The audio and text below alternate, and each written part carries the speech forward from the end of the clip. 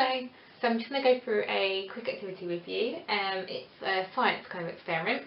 You needed some baking powder and some vinegar, and then I've just got some red food colouring. So it's kind of going to make like a volcano kind of explosion. What you could do is, if your children are a little bit older, you could get them to make some kind of volcano shape. You can do that out of Play-Doh or just out of cardboard or whatever, and then put some bits inside. But you'd want to do this probably outside if you can, because I suspect it's going to be messy. So yeah, just put the baking powder in a bowl, put in 2 packs in. Put that in there.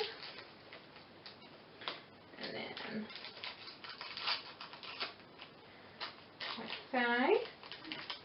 And I'm just going to add a little bit of red food colouring, just to make it a little bit more interesting.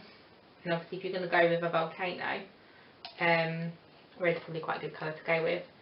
And then I've just got a bit of vinegar in here. I'm just going to open that in case I need more. And I add that to the baking powder and the food colouring. Give it a little mix. You can see it's foaming away, so you can do with some more.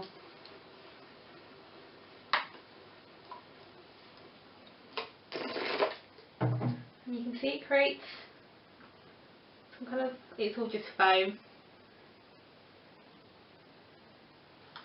But yeah, so you can try it. If you've got more bicarbonate of soda, it'll make a bigger, it'll foam up more, as well as if you could find something to put it in that had a thinner tunnel, so maybe like a bottle or something, it'll probably propel more a little bit and come out almost like a volcano. So that would be a good one if you were going to decorate it like a volcano with some cardboard. You put a plastic bottle in the middle, because then hopefully it should come out of it.